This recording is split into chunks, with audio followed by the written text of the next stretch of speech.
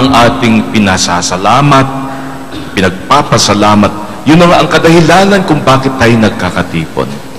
Ang dakilang pag-ibig ng Diyos na nagtulak sa Kanya upang akapin ang krus para sa ating kaligtasan. With grateful hearts, then we begin. In the name of the Father, and of the Son, and of the Holy Spirit. Amen. The Lord be with you. And with your spirit. Today, Jesus will tell us that we have to die to ourselves in order to live for God. Sa mga pagkakataon na tayo naging makasarili, inisip lamang ang sariling kapakanan at hindi nabuhay bilang mga sambayan ng nagsisilbi, we ask the Lord's forgiveness.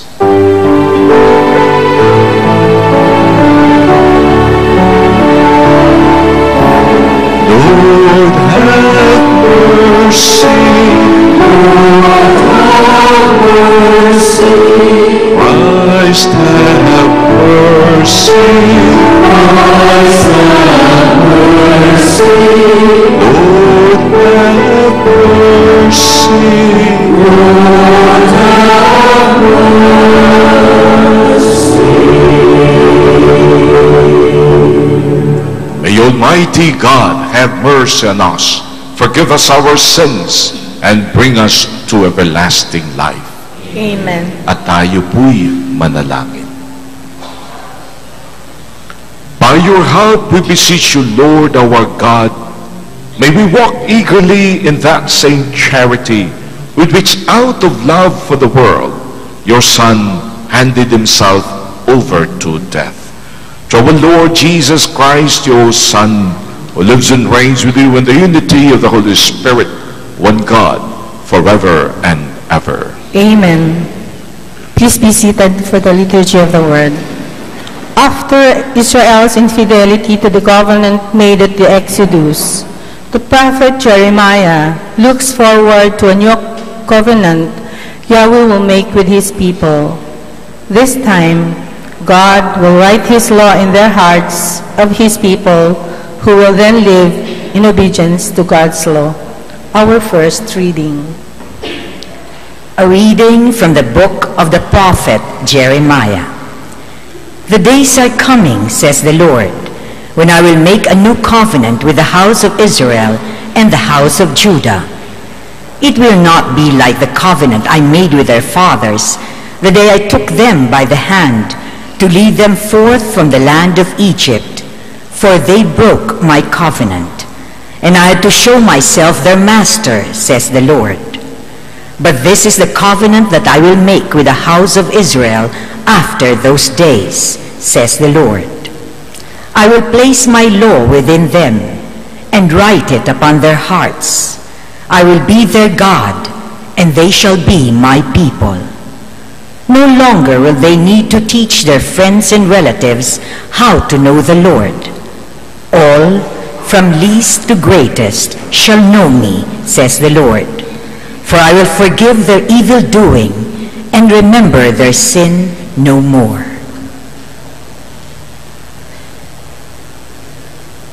The word of the Lord.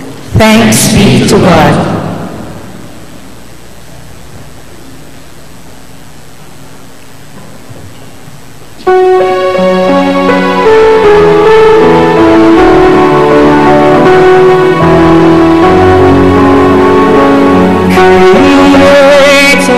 Create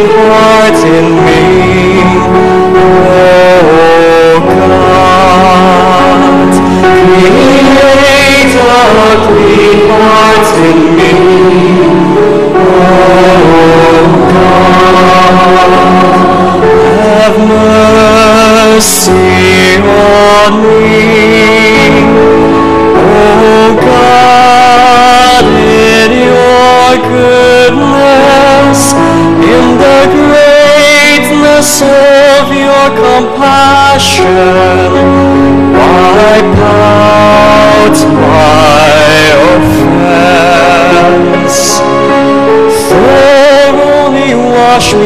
of my sin, and of my sin cleanse me. Create a clean heart in me, O God. A clean heart create for me, O God, and steadfast spirit renew within me.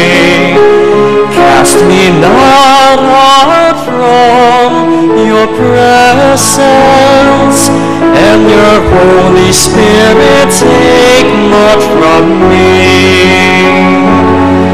Create a clean heart in me, O God. Give me back the joy of your salvation, and the willing spirit sustain in me. O Lord, open my lips, and my mouth shall proclaim your praise. Create a clean heart in me, O God. Create a clean heart in me, O God.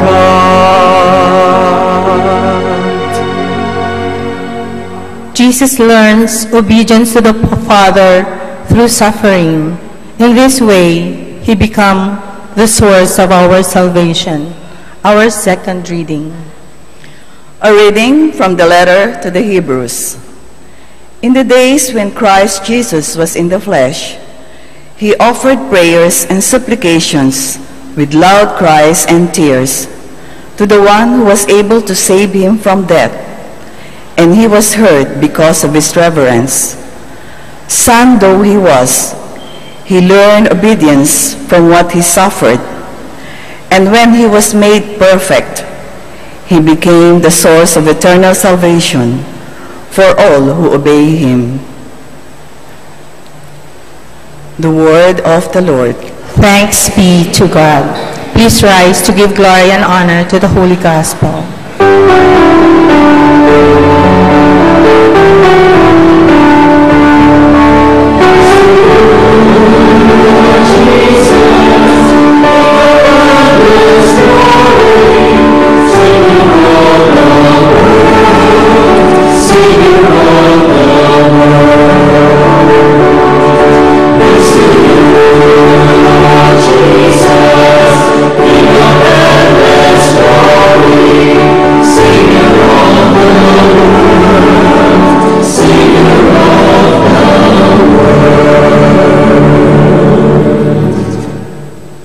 The Lord be with you.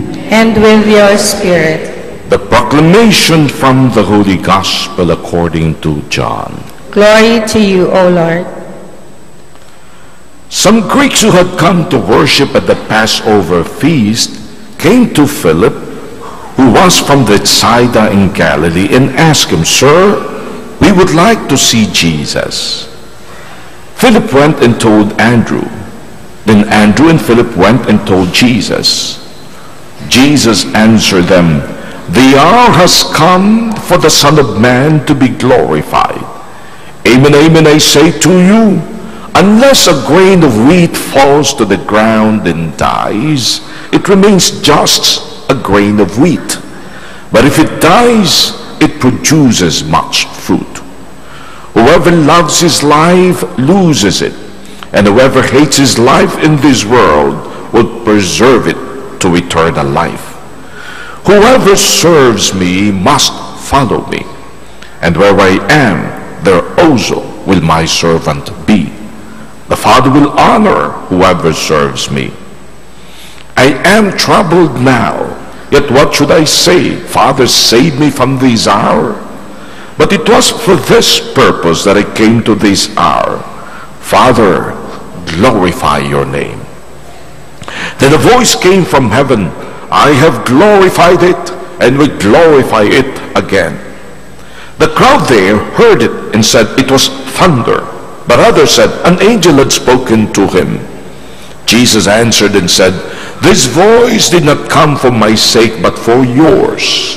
Now is the time of judgment on this world. Now the rule of this world will be driven out.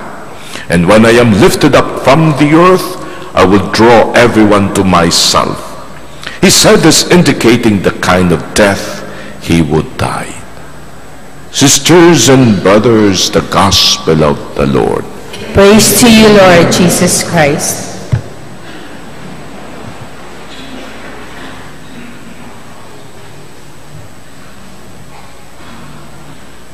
Centuries before si Kristo'y nabuhay, a great philosopher by the name of Socrates lived in Greece. At katulad ni Kristo, he was also rocking the boat. Ang dami niya mga ideya na inilabas na hindi kinatuwa ng kanyang lipunan. In the world of the Greeks where everything was seemingly okay and that one lives for what is pleasurable, ito namang si Socrates was saying, one has to examine a life, your life, at pag hindi mo sinuri kung saan ang direksyon ng iyong buhay, yan ang buhay na walang katuturan. Yung mga kwentong katulad nito, minsay nakita siya ng kanyang disipulo sa isang marketplace at nagulat sa kanya. Alam niya, etong si Socrates ay isang tao na as much as possible, ang kinukuha lamang ay yung pangangailangan at hindi kung anumang luho. And so he said, nakangisip, "Master ha, na andito ka sa isang mall noong panahong iyon." Sagot ni Socrates, "Ay oo, nagpunta ako para tignan yung mga bagay na hindi ko kailangan.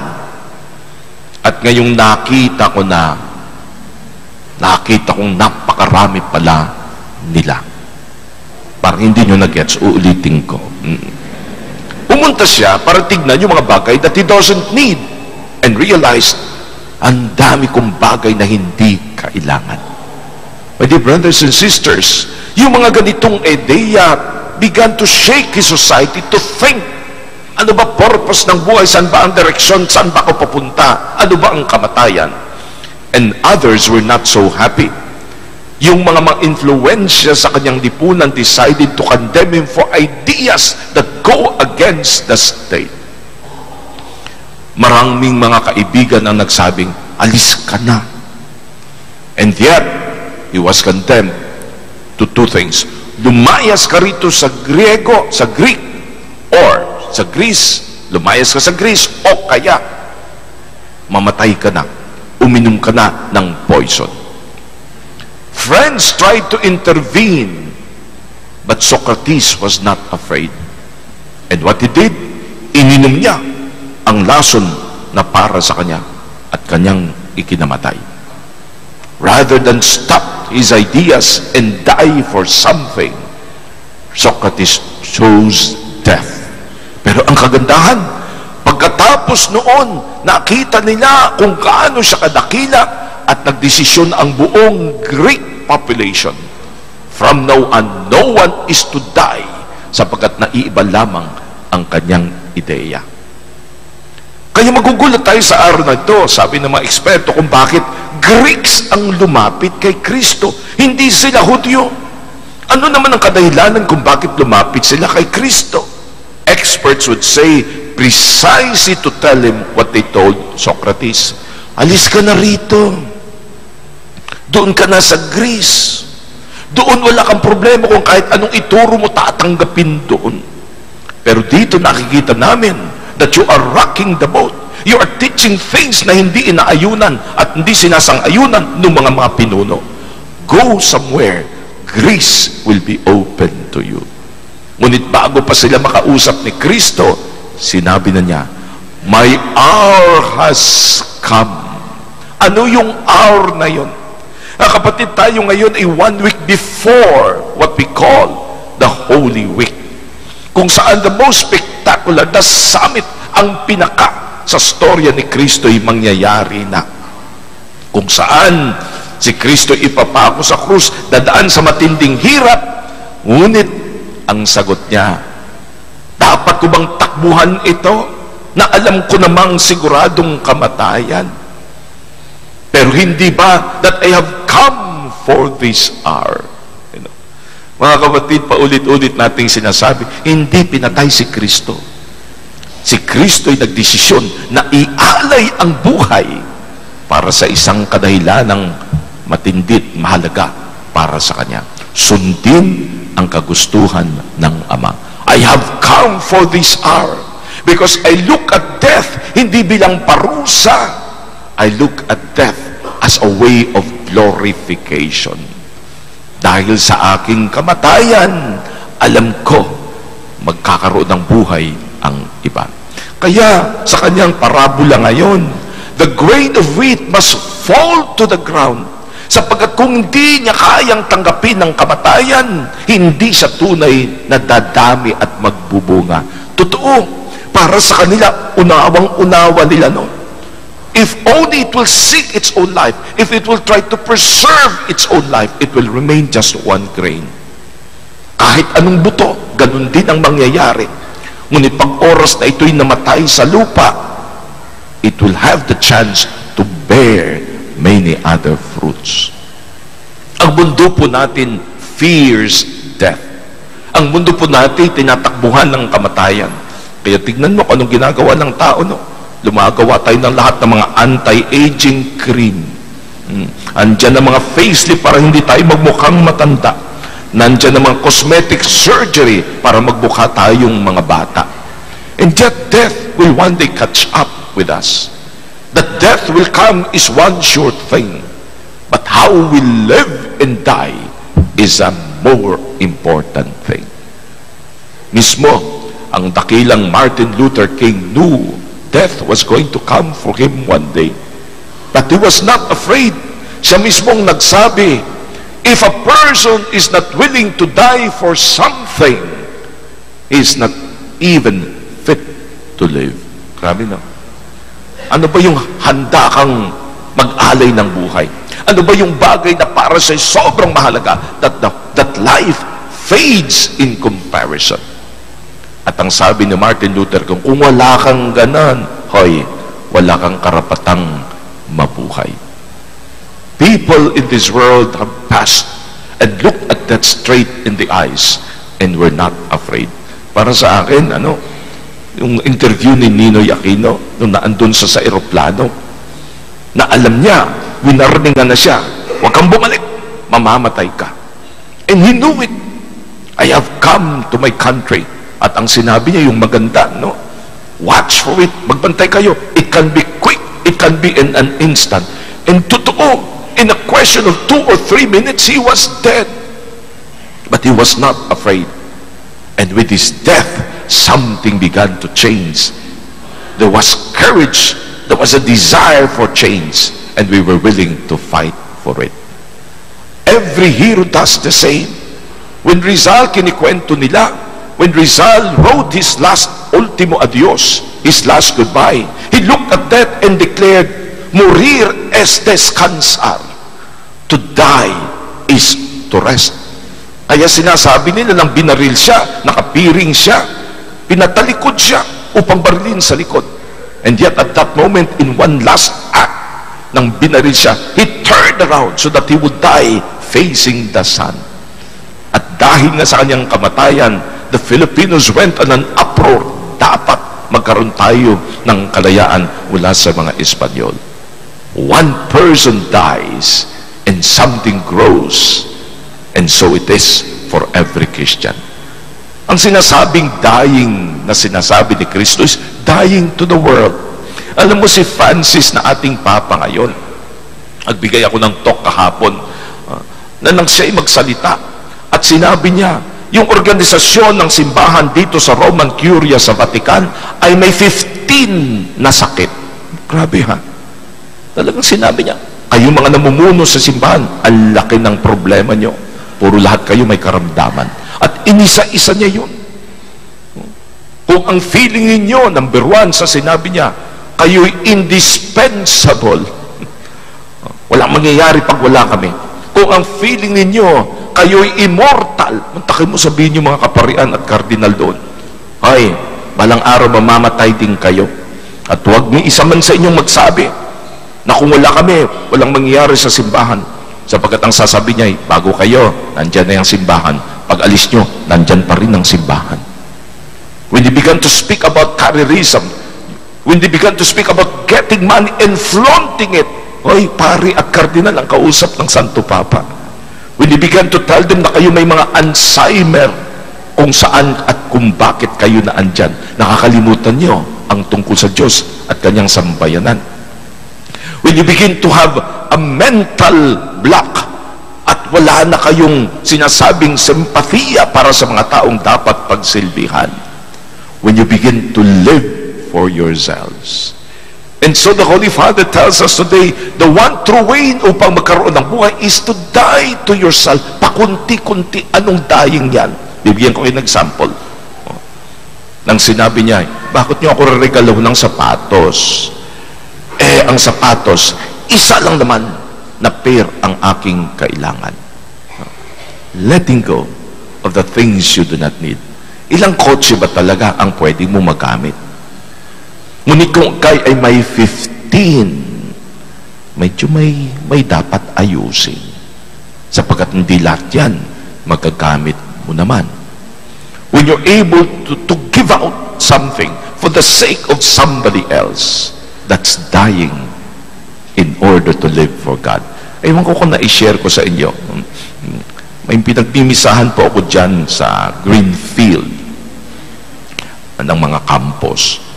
Every time ako'y mapunta para magmisa, ay naandyan na kaagad yung isang binatang na nagtatrabaho roon. Graduate ng Lasal, almost 6-footer, talagang tall, dark, and handsome, galing sa maayos na pamilya, 22 years old, so much future, so much possibility. Pag pumupunta ako, kakausapin ako, Father, pwede ba kitang makausap? O di sige.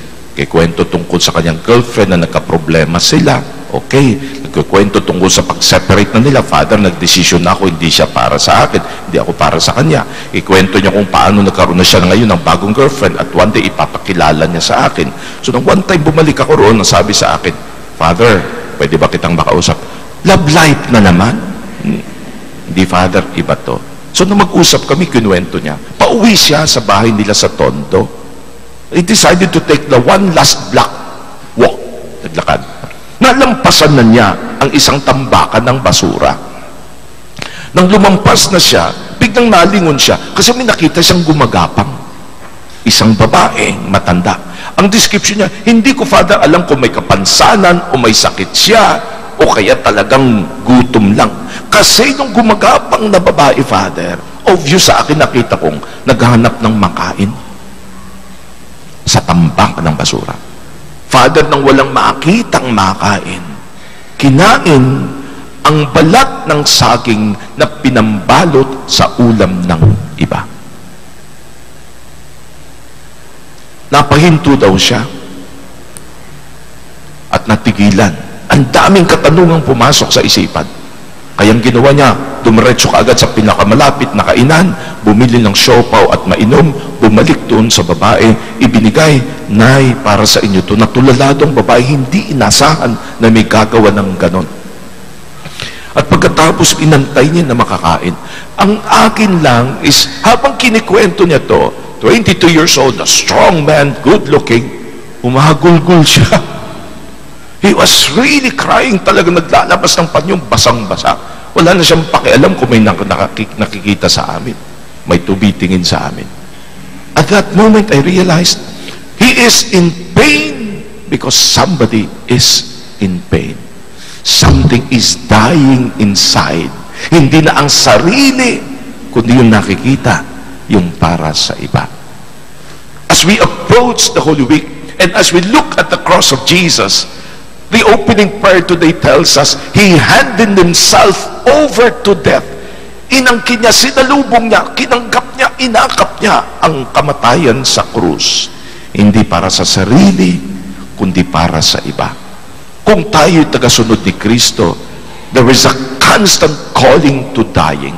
Dying to the things we do not need. Dying to the self-interests. Dying sa mga pagkakaugagang tumaas pa ang pwesto para lamang sa sarili. Dying to our self-ambition na walang katuturan. Dying to our insatiable desire for power. The less we love this world, the more we will live for the promised eternal life that Jesus says will be ours one day. Today we pray not to be afraid of death and to look at death as Jesus saw it, as his hour of glorification. One day when we will die and we will have less of this world, we will definitely have more of God. Amen. Tayo magsitayo as we declare, I believe in one God, the Father Almighty, creator of heaven and earth, and in Jesus Christ, his only Son, our Lord, who was conceived by the Holy Spirit, born of the Virgin Mary, suffered under Pontius Pilate, was crucified, died, and was buried. He descended into hell, and the third day he rose again from the dead. He ascended into heaven, and is seated at the right hand of God the Father Almighty. From there he will come to judge the living and the dead. I believe in the Holy Spirit, the Holy Catholic Church, the communion of saints, the forgiveness of sins, the resurrection of the body, and life everlasting. Amen. My brothers and sisters, let us now ask the Heavenly Father to help us to be like Christ, his Son, who loves the world and died for our salvation. With confidence we pray, Father, listen to our prayers. Father, listen to our prayers. Grant that the Holy Father Pope Francis, the bishops, the clergy, and the consecrated men and women may be examples of self-giving and love, and so inspire the people to glorify you through their good works, we pray. Lord, Father, listen to our prayers. Inspire our elected officials to build a world of peace and goodness, and show concern for the good of all, we pray. Father, listen to our prayers. Make our love grow deeper every day, so that we may share with others their joys and sorrows, we pray. Father, listen to our prayers. May all the consecrated men and women courageously proclaim their faith in Christ's death and resurrection, and become a visible sign of the passage from death to life, we pray. Father, listen to our prayers. Grant that our beloved dead may be reborn to a new life in you, and rejoice forever in the vision of your glory, we pray. Father, listen to our prayers. Father, we pray too for the repose of the soul of Philip Tan, the healing of Governor Gabi Singson, Conchita Coronel, Heidi Panagiton, Boy Avila, Rose Laragas, Susan Bamba, Vic Tobias, Elsie Uy, and Mon Velasquez.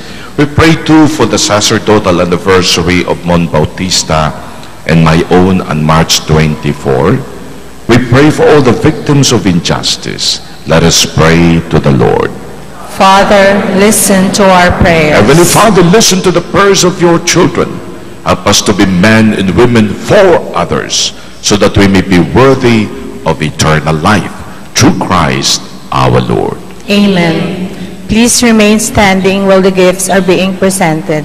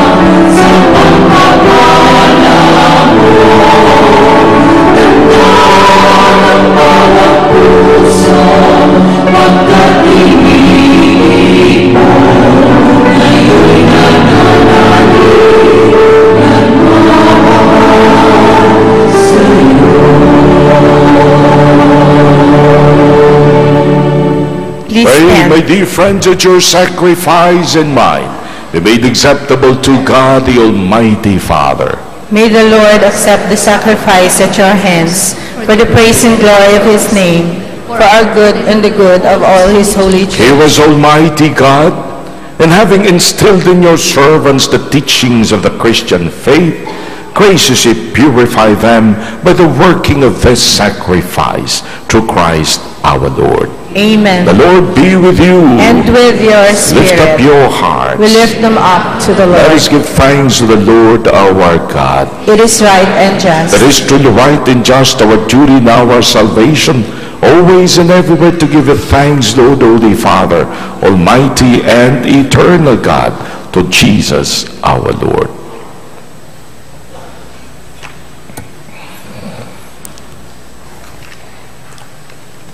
For the days of his saving passion, for through the saving passion of your Son, the whole world has received the heart to confess the infinite power of your majesty, since by the wondrous power of the cross, your judgment on the world is now revealed, and the authority of Christ crucified. And so, Lord, with all the angels and saints, we to give you thanks, as in exaltation we acclaim.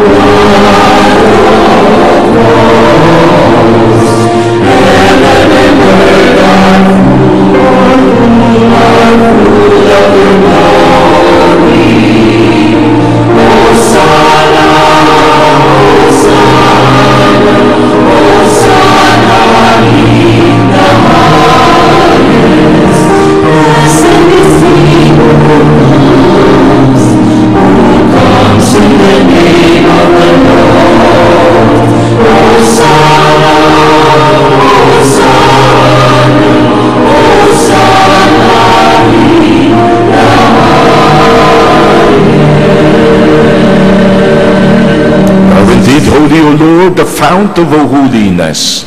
Make holy therefore these gifts, we pray, by sending down your Spirit upon them like the dewfall, so that they may become for us the body and blood of Jesus Christ our Lord.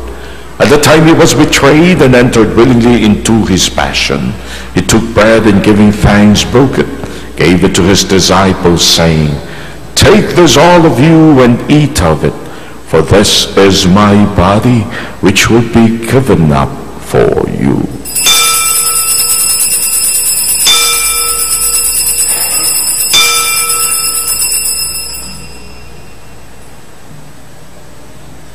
In a similar way, when supper was ended, he took the chalice, and once more giving thanks, he gave it to his disciples, saying, "Take this all of you and drink from it.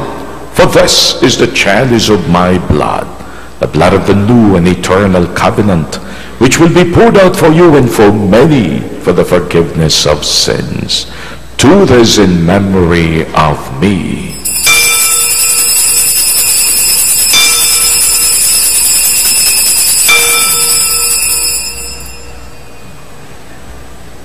The mystery of faith.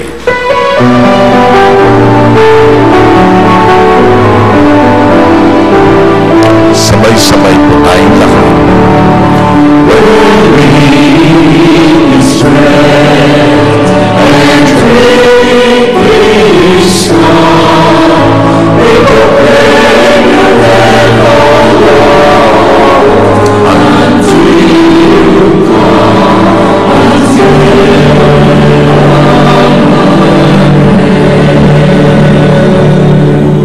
as we celebrate the memorial of his death and resurrection, we offer you, Lord, the bread of life and the chalice of salvation, giving thanks that you have held us worthy to be in your presence and minister to you. Humbly we pray that partaking of the blood and blood of Christ, we may be gathered into one by the Holy Spirit. Remember, Lord, your church spread throughout the world, and bring it to the fullness of charity, together with Francis, our Pope, with Luis Antonio, our Bishop, and all the clergy. Remember also our brothers and sisters who have fallen asleep in the hope of the resurrection, and all who have died in your mercy. Welcome them into the light of your face. Have mercy on us all, we pray, that with the Blessed Virgin Mary, Mother of God, with the blessed Joseph, her spouse, with the blessed apostles, and all the saints who have pleased you throughout the ages, we may merit to be co-heirs to eternal life, and may praise and glorify you to your Son, Jesus Christ. Through him, with him, and in him, in the unity of the Holy Spirit, all glory and honor is yours, Almighty Father, forever and ever.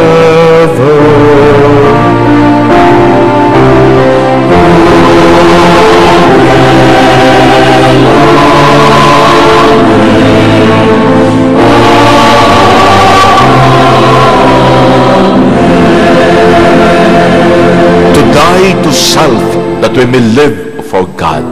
To die for our selfish interests, that's where we may be of service to others. We pray for this as we pray the Our Father.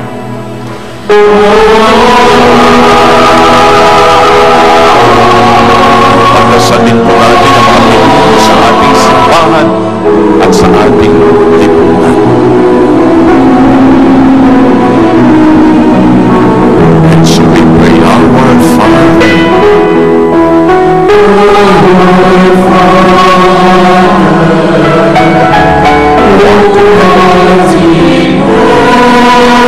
hallowed be thy name.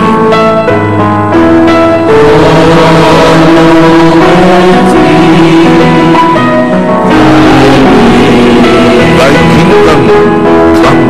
Thy will be done.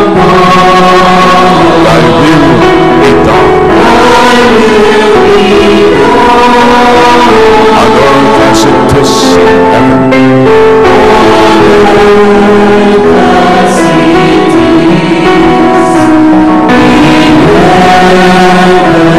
Give us this day our daily bread.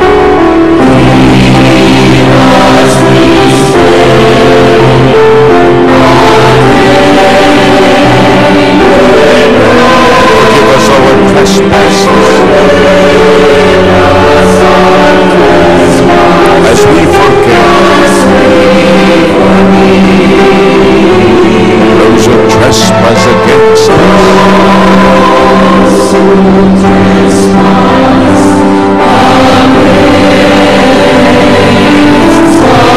And lead us not into temptation,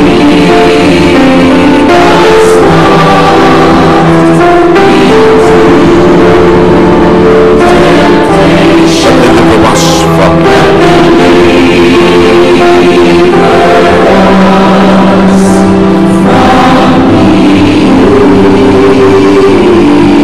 Deliver us, O Lord, we pray, from every evil. Graciously grant peace in our days, that by the help of your mercy we may always be free from sin, safe from all distress, as we await the blessed hope and the coming of our Savior Jesus the Christ.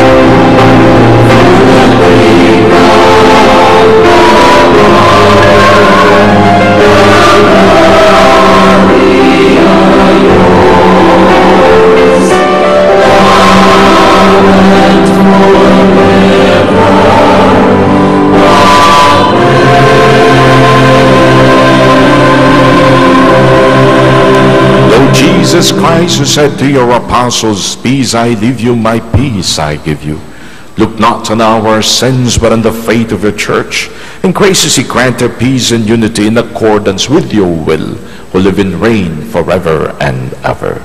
Amen. The peace of the Lord be with you always. And with your spirit. Bless one another with the gift of Christ's peace. Peace be with you.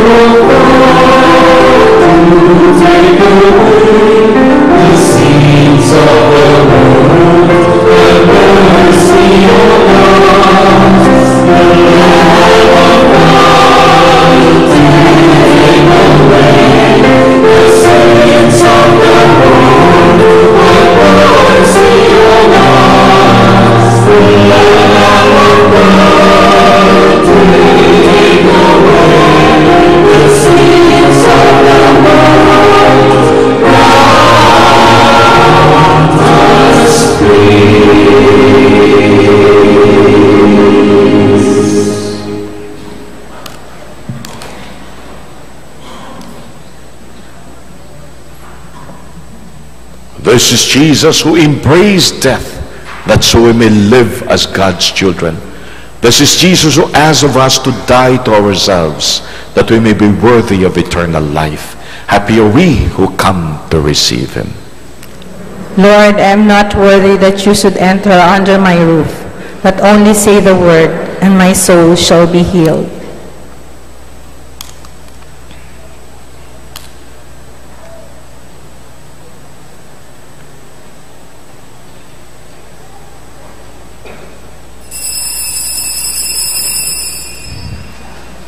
For those of you who are unable to receive Holy Communion, especially our brothers and sisters who are joining us in this TV Mass, we invite you to pray with us this prayer for spiritual communion. My Jesus, I believe that you are present in the most holy sacrament.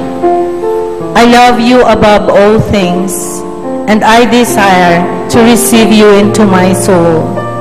Since I cannot at this moment receive you sacramentally, come at least spiritually into my heart. I embrace you as if you were already there, and unite myself wholly to you. Never permit me to be separated from you. Amen.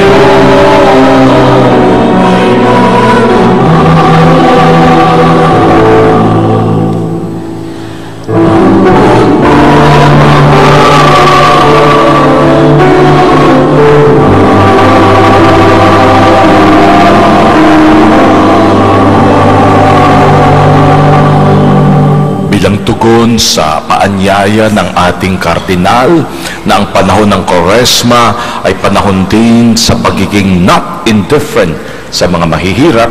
Magkakaroon po tayo ngayon ng ating second collection para po sa alay kapwa. Ang plano ng ating kardinal ay sapagat minsan ba na nung dumating ang Yolanda sa atin, tayo naman ay tinulungan ng marami, itong ating pong makokolekta ay ipapadala po natin sa Vanuatu, na siya pong island na affected ng sobrang matinding cyclone din, mas matindi pa kaysa sa Yolanda. Kahit konti, let's feel the pains of those who are there. Let's die a little bit sa araw na ito to ourselves so that we can reach out to somebody. Ikalawa po, may hindi po ako magandang balita. Yung in-announce po natin last week na sobrang ikinatuwa ng marami na magkakaroon po tayo ng talk tungkol sa CSI, Christ Suffering Investigated, kung ang saan ang isang doktor ng Makati Med who is a specialist in vascular medicine, a surgeon, hindi po matutuloy mamaya. Cancelled po sa St. Paul ang talk ni Dr. Victor Gisbert. Hindi po naging maayos ang calculation namin nung kanyang pagdating. Manggagaling po kasi siya sa London, darating pala sa gabi. So, yung alas 4 pong schedule ay hindi po kayang abutin. So, ulitin po natin, pakisabi po sa mga kakakaalam, cancel po ang talk mamaya na gagawin po doon sa St. Paul Seminary ni Dr. Victor Gisbert tungkol po sa the pains of Jesus and the cross from a medical point of view. Cancel po yan. Ikalawa, siyempre tuloy po yung ating Lenten Recollection sa April 1 na gagawin po dito sa Mega Trade Halls. Tatlo po ang speaker, uulitin natin ang mga pangalan: si Bishop Milo Vergara, si Bishop Broderick Pavillo, si Father Dave Concepcion, mayroon po tayong Way of the Cross ni Monsignor Bonglo, ako po'y magmimisa sa hapon, si Father Domi ang magpipreach, at may 30 po tayong mga parian na magpapakumpisa. Libre po itong Lenten Recollection. Pwede po kayong mag-imbita ng mga nais nyo pong isama. Mega Trade Halls, 12 o'clock mag-uumpisa dito po sa 5th floor ng SM Mega Mall. This coming March 25 ay kapistahan po ng Our Lady of Annunciation. So magkakaroon po tayo ng misa dito po at 7 o'clock in the evening, eksakto. 7 o'clock in the evening dito po sa Chapel of the Eucharistic Lord kasama ng Acts Prayer Community. At pagkatapos mo nan at sa 8 o'clock, magbibigay po ng talk, second part niya, si Father Godwin, Sharing the Good News of Jesus Christ. Yan po ay part 2. Tayo po ngayon magsiluhod at ating dasalin ang Oratio Imperata.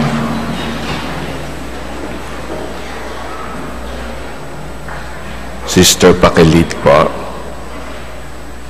Lord of peace, we come to you in our need. Create in us an awareness of the massive forces of violence and terrorism that threaten our world today. Grant us a sense of urgency to activate the forces of goodness, of justice, of love, and of peace in our communities. When there is armed conflict, let us stretch out our arms to our brothers and sisters. When there is abundance and luxury, let there be simple lifestyle and sharing. Where there is poverty and misery, let there be dignified living and constant striving for just structures. When there is selfish ambition, let there be humble service. Where there is injustice, let there be humble atonement. Where there is despair, let there be hope in the good news. Where there are wounds of division, let there be unity and wholeness. Where there are lies and deceit, let your truth set us all of us free. Where there are thoughts of vengeance, let there be healing and forgiveness. Help us to be committed to the gospel of peace, in spite of our differences in faith, traditions, and ethnic roots. Teach us your spirit of mercy and compassion, for it is only in loving imitation of you, Lord of peace, that we can discover the healing springs of life that will bring about new birth to our earth, a new era of peace, and a new harmony among all, forever and ever. Amen. Mary, Mother of Peace, pray for us. Saint Joseph, Pray for us. San Lorenzo Ruiz de Manila, Pray for us. San Pedro Calungsod, Pray for us. Beato Jose de Manila, Pray for us. Tayo po'y manalangin. We pray, Almighty God, that we may always be counted among the members of Christ, in whose body and blood we have communion, who lives and reigns forever and ever. Amen. The Lord be with you. And with your And the spirit. Almighty God bless you all, the Father, the Son, and the Holy Spirit. Manghingi po rin si Father Mario ng isang favor. This coming March 24, yan po Tuesday, I will be celebrating my 31st year sa pagkapari. Pagdasal niyo po ako, ha? Para bumait-bait naman ako kahit paano.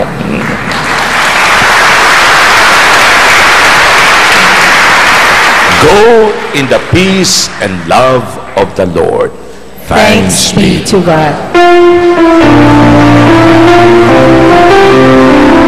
Sabay-sabay po nating awitin to, na kay Kristo ay may isang tunay na kaibigan. Ang tutulong sa'yo, kundi ang katulad ko, kaibigan mo ako. Sa akin mo sabihin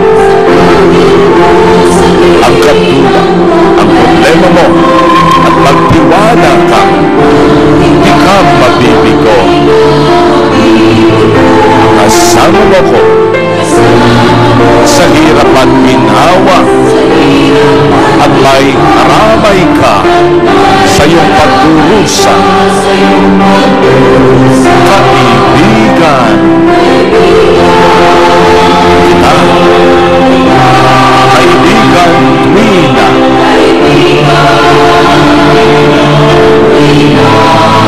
Sino pang tutulong sa'yo, kundi ang katulad mo, kaibigan mo ako. Kapag nasaktan ka, ay huwag kang susuko. Kahit may takot ka, huwag kang magtatago. Di ka nag-iisa. Kasama mo ako. Tawagin mo lamang, di ka mabibigo. Kaibigan kita, kaibigan tuwina. Sino bang tutulong sa'yo, kundi ang katulad ko? Kaibigan ako. Ngayong nalaman mo na may kasama ka, hindi kailan pa ba mag-iisa. Kasama mo ako sa hirap at ginhawa, may karamay ka sa iyong pagdurusa. Kaibigan kita, kaibigan tuwina. Sino pang tutulong sa'yo, kundi ang katulad mo, kaibigan mo ako. Sino pang tutulong sa'yo,